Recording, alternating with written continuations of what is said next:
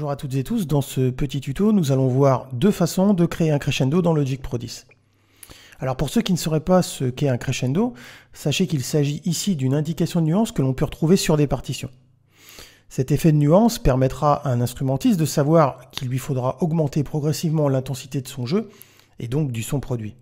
Ici, c'est justement ce que nous allons simuler dans Logic. Pour cela, une première solution est envisageable. J'ai comme exemple un petit ostinato de corde et je vais ici faire en sorte d'augmenter progressivement la vélocité de ce dernier en allant dans mon éditeur. N'oubliez pas de bien cliquer sur cette fenêtre. D'ailleurs, on se rend compte qu'on est bien dans l'éditeur à partir du moment où on a ce petit encadré bleu autour de l'éditeur et d'appuyer sur la touche A de mon clavier. Dans le petit menu déroulant qui se trouve juste ici, on s'aperçoit qu'on a un certain nombre d'options proposé par Logic, mais par défaut vous aurez toujours l'option vélocité de notes sélectionnée. Visuellement, toutes les vélocités relatives aux notes MIDI que j'ai enregistrées seront donc représentées juste ici. Ici, pour faire un crescendo progressif, il vous suffira tout simplement de cliquer avec votre souris et de maintenir le clic au début de votre crescendo et de tirer une ligne jusqu'à la fin de ce crescendo, comme ceci. Alors, je vais faire pomme Z pour que vous puissiez, d'un point de vue sonore, entendre la différence. On va écouter l'ostinato sans crescendo, et puis après, on fera la même manip.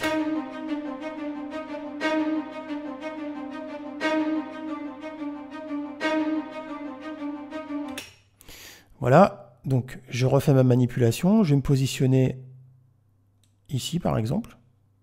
Je tire ma ligne, je lâche, et on voit que, automatiquement, mes vélocités ont été modifiées pour pouvoir avoir cet effet de crescendo. On va écouter ce que ça donne.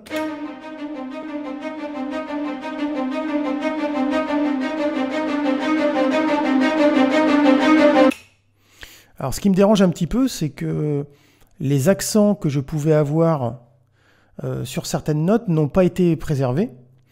Donc c'est un peu dommage, puisque si vous avez joué quelque chose avec un jeu particulier, ces différences de vélocité avec cette première méthode ne seront pas respectées. Donc ce qu'on va faire, c'est qu'on va faire pomme Z, et on va utiliser la deuxième méthode qui, elle, à mon sens, est la méthode la plus juste, celle qui vous permettra d'avoir un crescendo qui respectera les vélocités initiales de du bout de musique que vous aurez enregistré.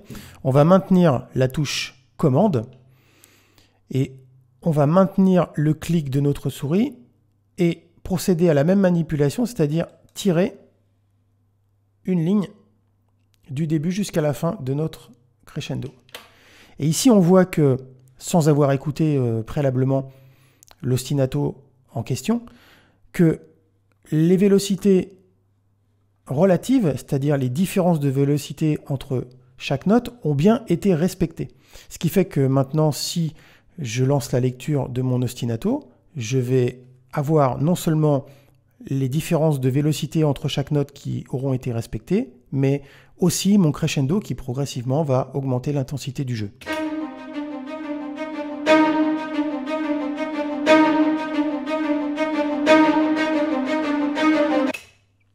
Voilà pour ce petit tuto, j'espère qu'il vous aura plu et je vous dis à très bientôt pour un nouveau tuto.